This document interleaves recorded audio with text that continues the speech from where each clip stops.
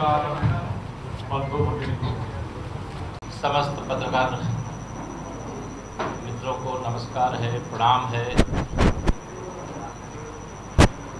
Bharatiya Janata party Poona की ओर से तो स्वागत है ही, महाराष्ट्र की ओर से स्वागत है। भारतीय जनता पार्टी की संपूर्ण राष्ट्रीय नेतृत्व की ओर से भी मैं आप सबका बहुत बहुत स्वागत करता हूँ। भारत के यशस्वी प्रधानमंत्री माननीय श्री नरेंद्र मोदी जी के नेतृत्व में देश में सरकार के 9 वर्ष पूरे होने पर पूरे देश की 543 लोकसभा सीटों के लिए पार्टी के 280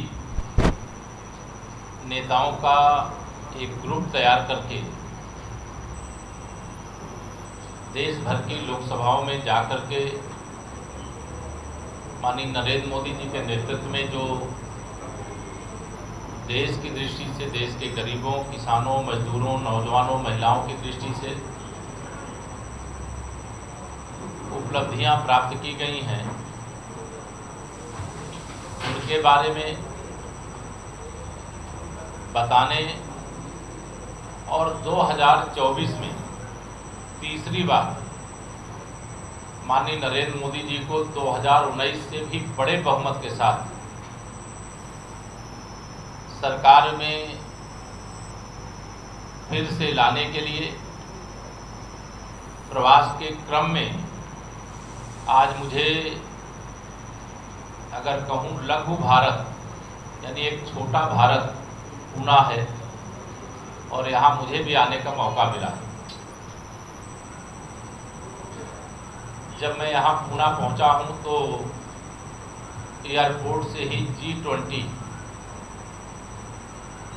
के देशों के प्रतिनिधियों की यहाँ पर बैठक चली। मैं दुनिया भर के G20 से जुड़े देशों के मेहमानों का भी हिंदुस्तान की धरती पर हार्दिक स्वागत करता हूँ, महाराष्ट्र की धरती पर हार्दिक स्वागत करता हूँ। G20 की अध्यक्षता का जो गौरव है वह भी माननीय नरेंद्र मोदी जी के नेतृत्व में सरकार बनने के कारण प्राप्त हुआ है। भारत आज विश्व की 5वीं अर्थव्यवस्था है, यह गौरव भी आदरणीय प्रधानमंत्री श्री नरेंद्र मोदी जी के नेतृत्व में सरकार बनने के बाद प्राप्त हुआ है। आतंकवाद और नक्सलवाद से मुक्त होता भारत का जो गौरव है वह भी माननीय नरेंद्र मोदी जी के नेतृत्व में देश में सरकार बनने के बाद प्राप्त हुआ है, प्राप्त हो रहा है। जम्मू कश्मीर से धारा 370 और 35 से हटाने का गौरव भी और जम्मू कश्मीर के श्रीनगर के लाल चौक पर राष्ट्रीय ध्वज तिरंगा जहां संगीनों के साये में फहराने का काम करना पड़ता था, आज पूरे जम्मू कश्मीर में हर घर पर तिरंगा फहरा रहा है। यह गौरव भी माननीय प्रधानमंत्री श्री नरेंद्र मोदी जी के नेतृत्व में सरकार बनने के बाद हुआ है। 2014 से पहले निराशा के गर्त में पहुंचाने का पाप कांग्रेस और उसके सहयोगी दलों ने किया था। उस समय अगर आतंकवादी हमले भारत के ऊपर होते थे तो पहले हमले में सरकार की ओर से बयान आता था कि मैं हमले की निंदा करता हूं, दूसरे हमले में बयान आता था कि मैं कड़ी निंदा करता हूं, तीसरी बार अगर आतंकवादी हमला हो तो कड़े शब्दों में निंदा करता हूं। इस प्रकार के बयान सरकार की ओर से आते थे।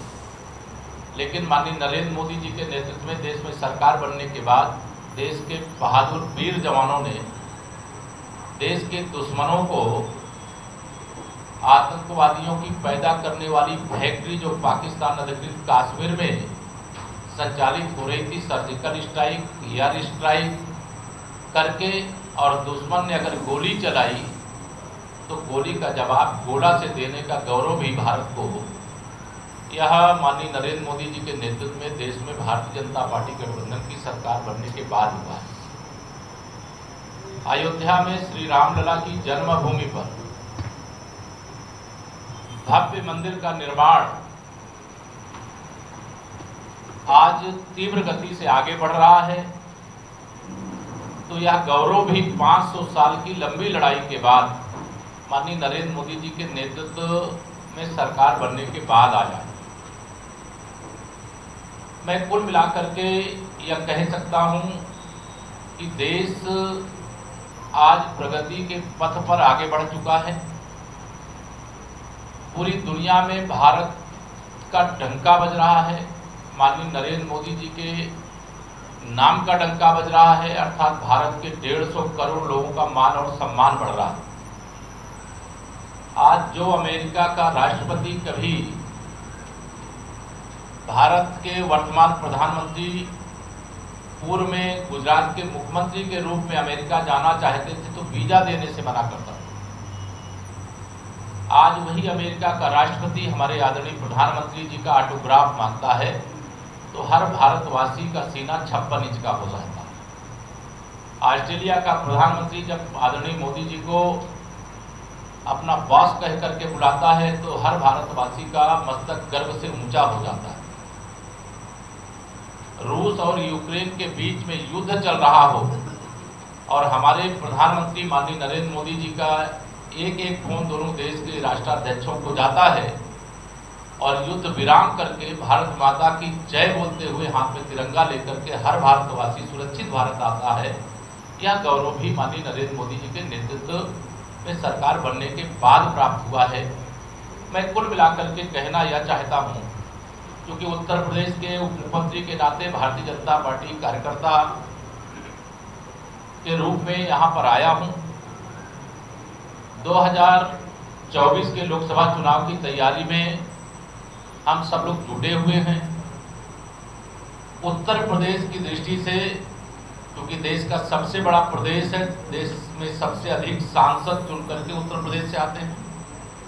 2024 में उत्तर प्रदेश से 75 प्लस अर्थात 75 से अधिक सांसद भारतीय जनता पार्टी गठबंधन के जीत करते जाएंगे।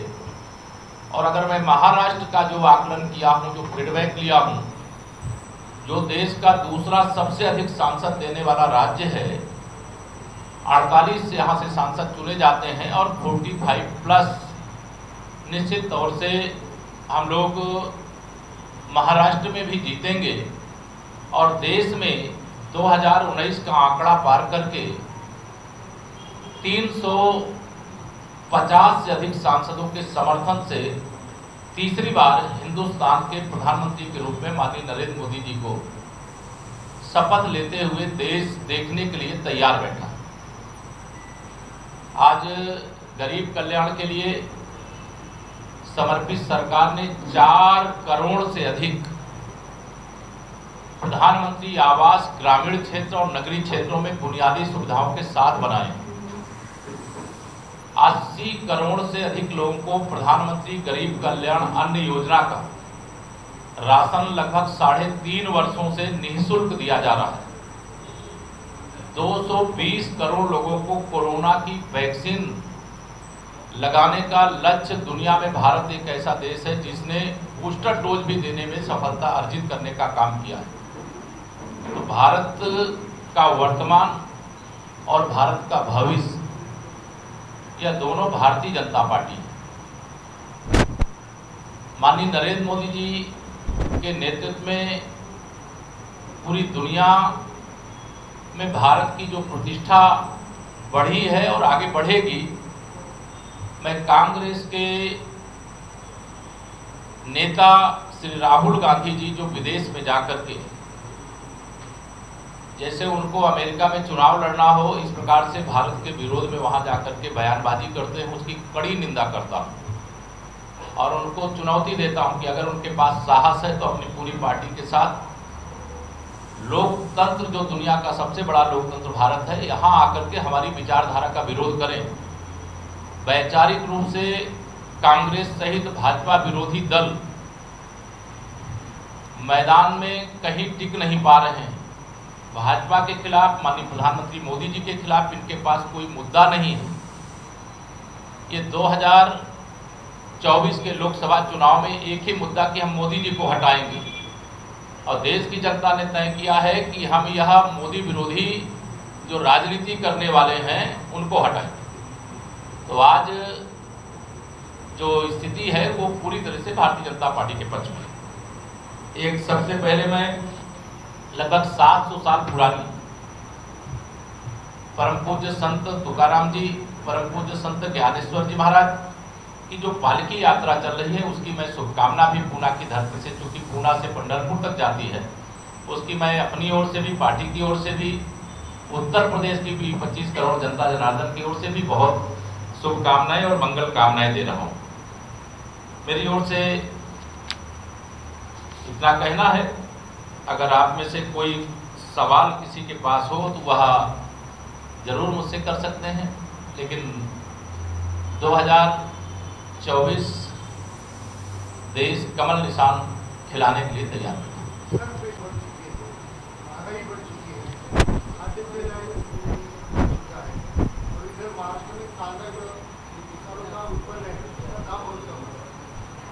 महंगाई बढ़ी है, इसको हम स्वीकार करते हैं, लेकिन उसी में मैंने अभी आपको बताया है कि 80 करोड़ से अधिक गरीबों को 3.5 वर्षों से निःशुल्क राशन वितरण का कार्य भी चल रहा है।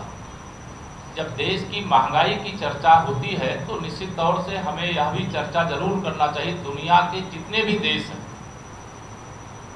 उन देशों के साथ भारत की तुलना करना चाहिए कि हम विपरीत परिस्थिति में भी अनुकूल अवस्था में हैं। और आज भारत महंगाई को नियंत्रित करने के साथ साथ अर्थव्यवस्था के क्षेत्र में मजबूती से आगे बढ़ रहा है। किसान हमारी प्राथमिकता है। किसानों को प्रधानमंत्री किसान सम्मान निधि के रूप में केंद्र से 6,000 रुपये प्रतिवर्ष, और मेरी सूचना के अनुसार प्रदेश महाराष्ट्र सरकार में जो डबल इंजन भाजपा गठबंधन की सरकार है, इनकी ओर से भी ये 6,000 रुपये की योजना की गई है। तो हम किसान हमारी प्राथमिकता है। अगर उसको किसी भी प्रकार का कोई नुकसान होगा तो उसकी भरपाई के लिए भी सरकार तैयार रहती है। आपने विश्वास जताया कि 2024 में आने वाले लोकसभा में कमल खिलेगा देश भर में, लेकिन यहाँ पर प्रदेशों में या राज्यों में इलेक्शन होते हैं तो वहाँ पे जीत आपको हासिल नहीं होते, और यहाँ पे सरकार बनते हैं तो आपको मनोरंजक सरकार बनवाते हैं, जो कि महाराष्ट्र में आपने किया है, या फिर कर्नाटक को या मध्य प्रदेश में हुआ था। तो इस तरह से आपके ऊपर आरोप या समीक्षा की जाती है। देखिए, जो आरोप लगा रहे हैं वो मिथ्या है, झूठा आरोप लगा रहे हैं। भारतीय जनता पार्टी, यह सच है कि कर्नाटक का चुनाव हम लोग हारे हैं, लेकिन हम उत्तर प्रदेश जीते हैं, उत्तराखंड जीते हैं, गोवा जीते हैं, आसाम जीते हैं, त्रिपुरा जीते हैं, मेघालय जीते हैं, मणिपुर, नागालैंड जीते हैं। हमारे जीतने के नंबर ज्यादा, और जीतने के नंबर हमारे जो ज्यादा हैं उसको एक चुनाव जैसे अब कर्नाटक का हमारे हैं। लेकिन एक स्मरण कराना चाहूँगा विशेष तौर से आप सबके माध्यम से, जो भाजपा विरोधी राजनीतिक दल और उनके नेता हैं।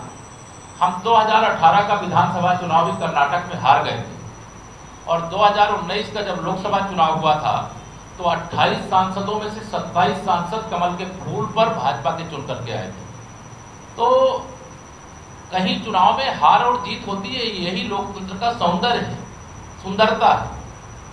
इसलिए चुनाव कहीं हम हारे हैं, लेकिन 2023 का विधानसभा कर्नाटक में हारे हैं, हार की समीक्षा कर रहे हैं। 24 में जीतने की तैयारी है।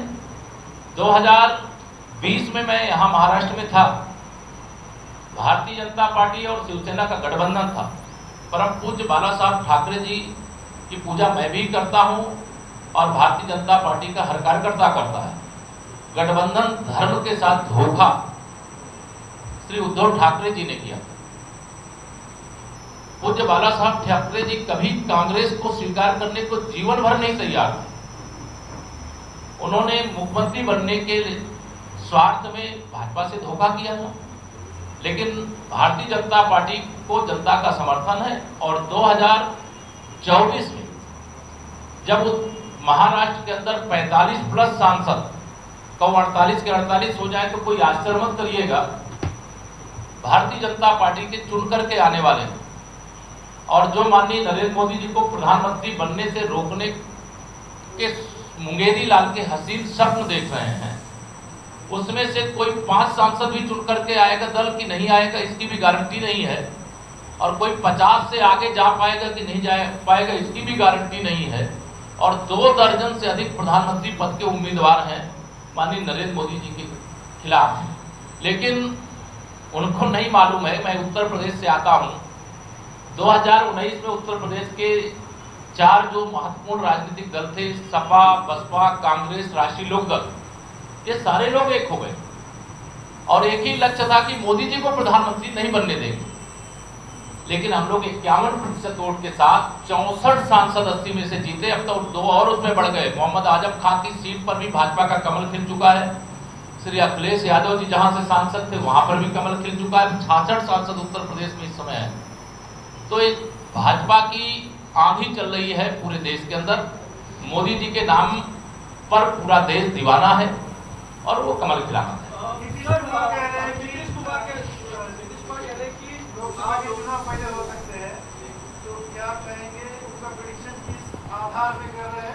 उनके सरकार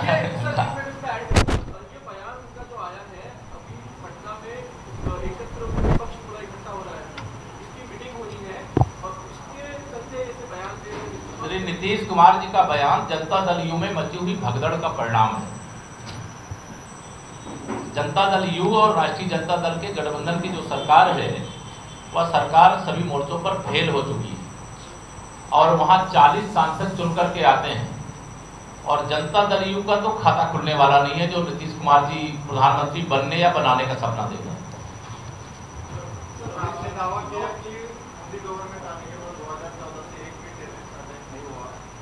मैं ये नहीं कह रहा हूँ, आप नहीं समझा मेरी बात को, आप फिर क्लियर कर दो। मैंने ये कहा है कि कांग्रेस की अगुवाई वाली सरकार के समय अगर आतंकवादी हमला होता था तो पहले हमले में निंदा किया जाता था, दूसरे हमले में कड़ी निंदा किया जाता था और तीसरे हमले में कड़े शब्दों में निंदा किया जाता था।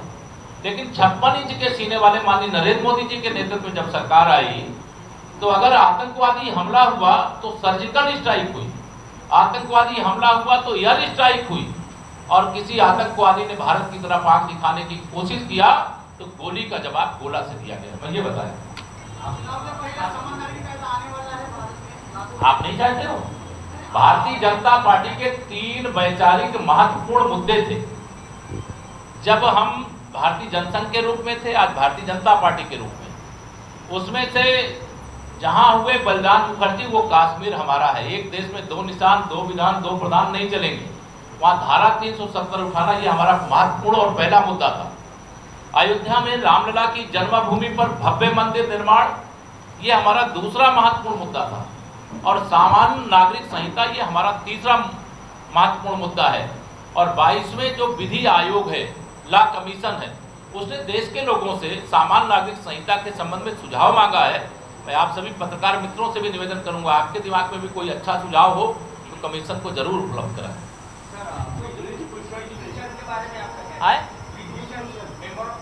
देखिए वो जांच चल रही है, वो पहलवान हमारे देश के गौरव हैं। SIT भी जांच कर रही है, खेल मंत्रालय भी कमेटी गठित किया, जांच हो रही है और जांच के जो परिणाम होंगे, देखिए मैं उसमें कार्रवाई पे मेरा बोलना उचित नहीं है। जो पुलिस जांच कर रही है अगर दोष होगा तो कार्रवाई होगी और जब मैं पहले उसमें लेकिन पहलवान हमारे देश की गौरव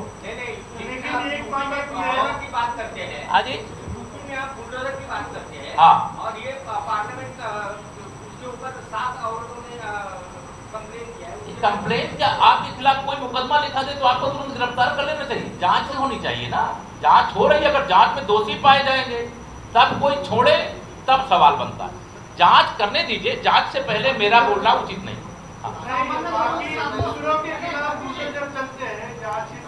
बिना जांच कहीं बुलडोजर नहीं चलता है।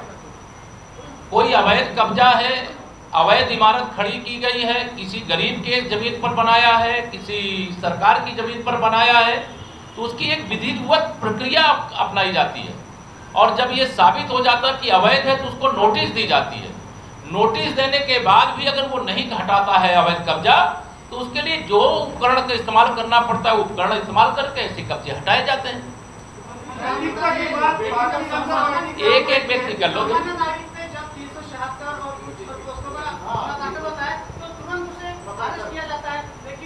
काहे में सामान्य नागरिक के ऊपर जैसे ऐसे आम लोगों को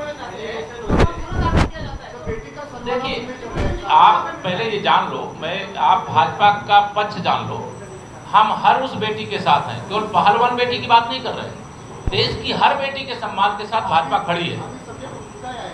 आप उस मामले की जांच चल रही, मैं जांच पर कोई इंटरफियर कोई टिप्पणी नहीं कर रहा। पूरी नैतिकता के साथ जो दोषी होता है उसके खिलाफ कार्रवाई होती है और कार्रवाई में कोई भेदभाव नहीं होता।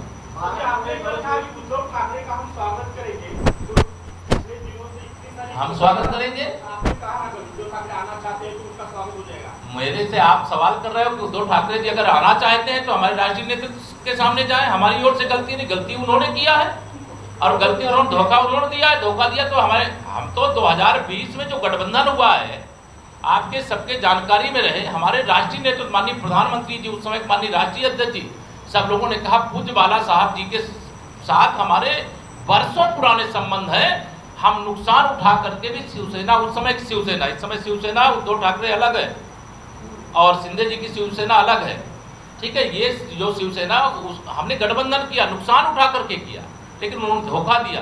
धोखा उन्होंने दिया है तो राष्ट्रीय नेतृत्व के पास वो जाए, हमें जाने की जरूरत नहीं। क्या जी? हाँ,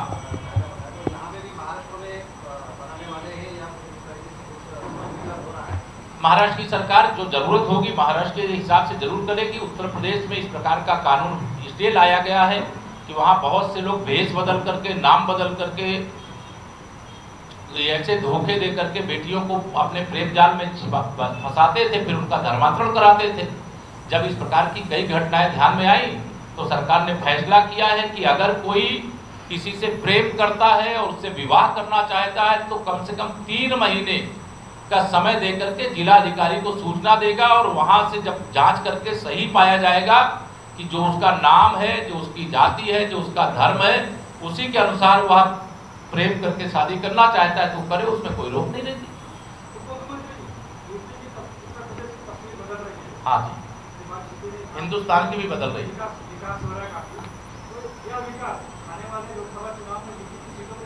मैं तो बता रहा हूँ 75 प्लस मैंने शुरू में बताया, लग रहा है आप देर में आए। 75 से कम जीते कि नहीं, 80 से ज्यादा जीत नहीं सकते हैं। महाराष्ट्र में जो सरकार बनी है एकनाथ शिंदे जी के साथ में, अभी दिनों ऐसी चर्चा चल रही है कि बीजेपी और शिंदे सरकार जो है, शिंदे की शिवसेना, उनके बीच में कई तरह की अनबन चल रही है। मेरे हिसाब से कोई अनबन नहीं है। हमारे आप सब पत्रकार मित्र लोग उसमें थोड़ा अनबन निकाल देते हो। सब मित्रता है और बढ़िया सरकार चल रही है।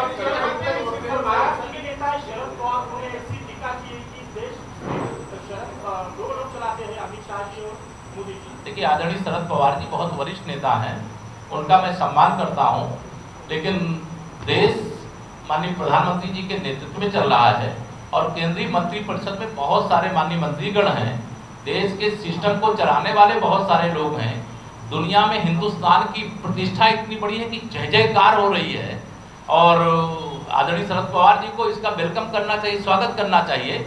लेकिन वो चूंकि एनसीपी के नेता हैं, उन्होंने टिप्पणी कोई की है, मैं उनको इतना ही जवाब देना चाहूँगा कि 2024 में देश की जनता कांग्रेस की अगुवाई वाली, चाहे उसमें एनसीपी हो, चाहे उद्धव जी की शिवसेना हो, चाहे जनता दल यू हो, चाहे लालू प्रसाद यादव जी की पार्टी हो, जितनी पार्टियां होंगी उनको जवाब देश की जनता देगी, जनता की अदालत में देगी और 350 से अधिक सीटों पर विजय दिला करके देगी। हाँ जी, यार एक व्यक्ति पूछो ना। हाँ,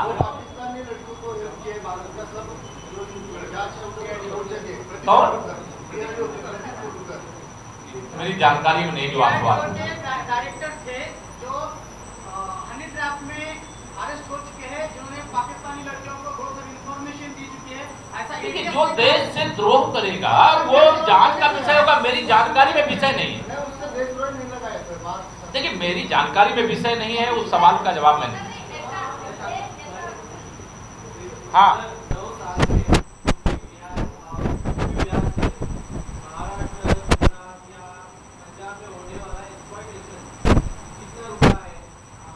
आज श्रेष्ठ भारत उत्तर प्रदेश का तो मैं आपको एकदम गारंटी से बता सकता हूं कि कोई पलायन की आवश्यकता नहीं। उत्तर प्रदेश का व्यक्ति महाराष्ट्र में आकर के या देश के किसी राज्य में जाकर के, और देश के महाराष्ट्र सहित देश के किसी भी राज्य का व्यक्ति उत्तर प्रदेश में आकर के अपने जीवन की उन्नति के लिए जो उसको उचित लगता है वो कार्य कर सकता है।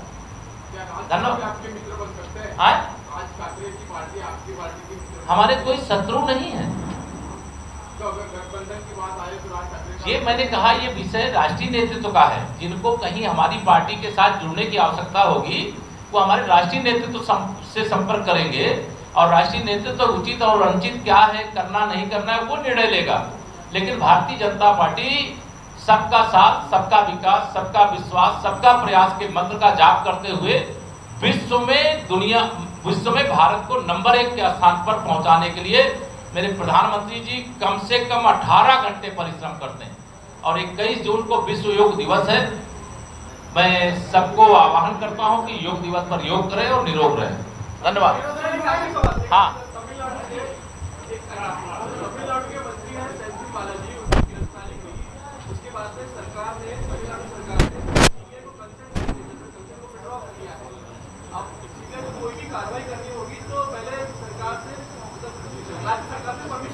वो केंद्र सरकार और तमिलनाडु सरकार तय कर लेंगे। क्योंकि अगर कोई देश में भ्रष्टाचार करेगा तो भ्रष्टाचार करने वालों को यह निश्चय कर लिया है कि भ्रष्टाचार मुक्त भारत, भ्रष्टाचार मुक्त महाराष्ट्र, भ्रष्टाचार मुक्त तमिलनाडु, या भ्रष्टाचार मुक्त भारत माननीय प्रधानमंत्री जी का संकल्प है।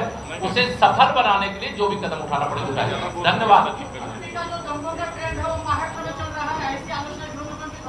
ये विपक्षी दल जो, देखिए आप ये ध्यान रखना, मैं आपको अंत में बता दे रहा हूं, 2024 का लोकसभा चुनाव जैसे जैसे निकट आएगा, भाजपा विरोधी दल और नेता माहौल खराब करने के लिए सक्रिय होंगे। इनके पीछे भारत के विरोधी जो देश हैं उन देशों की ताकत भी लग सकती है, लेकिन इसके बाद भी हमारी जनता जनार्दन की ताकत से बड़ी किसी की ताकत नहीं है। और 2024 में इसका जवाब कमल खिला करके देश की जनता देगी। धन्यवाद।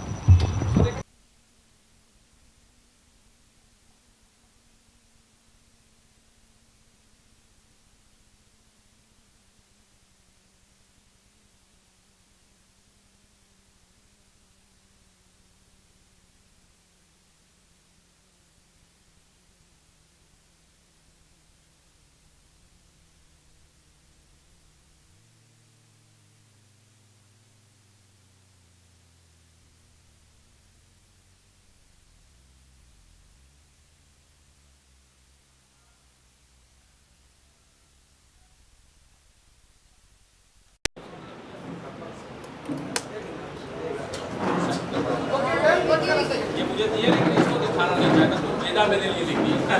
ये ले लेता हूँ।